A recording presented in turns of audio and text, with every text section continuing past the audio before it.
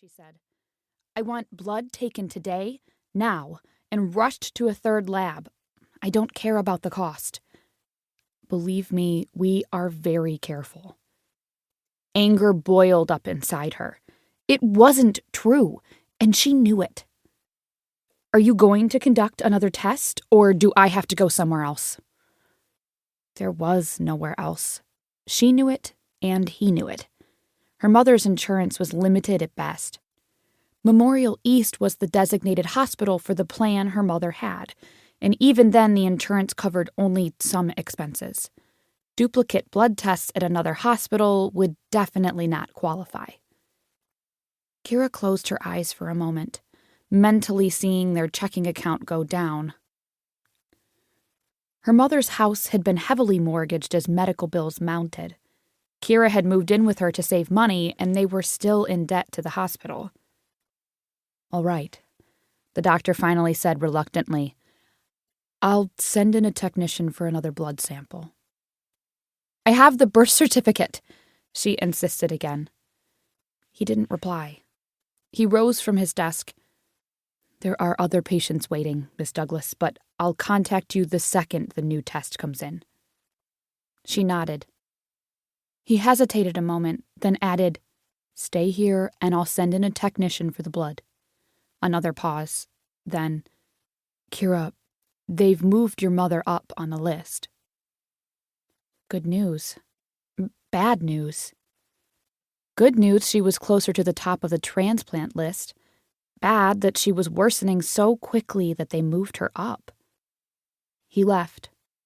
Still trying to comprehend what he'd just said, she waited impatiently for the technician. She wanted to rush to her mother and ask questions. She wanted to look into her eyes and see herself in them. Disbelief still stunned her, but anger, raw and jagged, was building inside.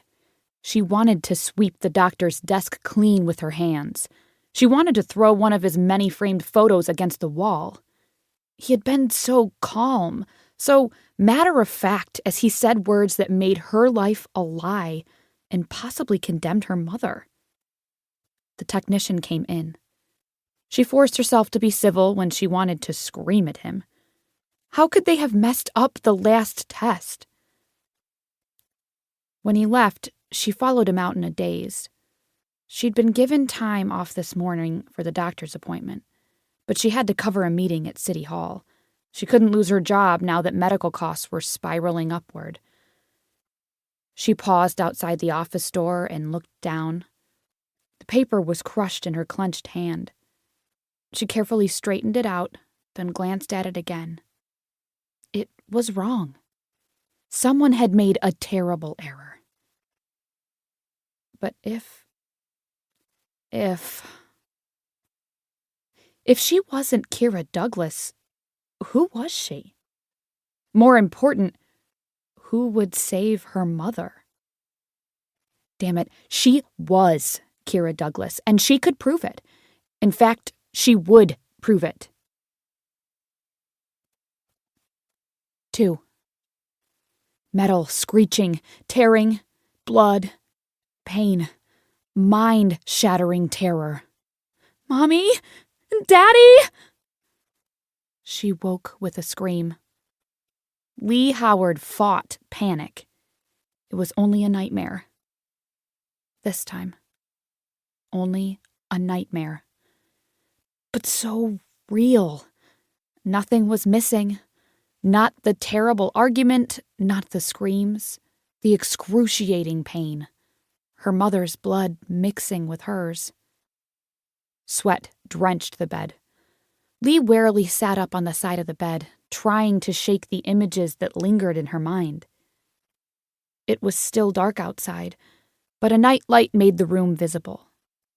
It was ridiculous, she knew. A 32-year-old woman shouldn't need a night light, but she couldn't sleep without one. She stood, went to the window, and looked outside at the pasture. Maud, the rescue donkey and companion to her show horse, grazed in the pasture. She always grazed, a never-ending eating machine. Leigh looked down at her hands. They still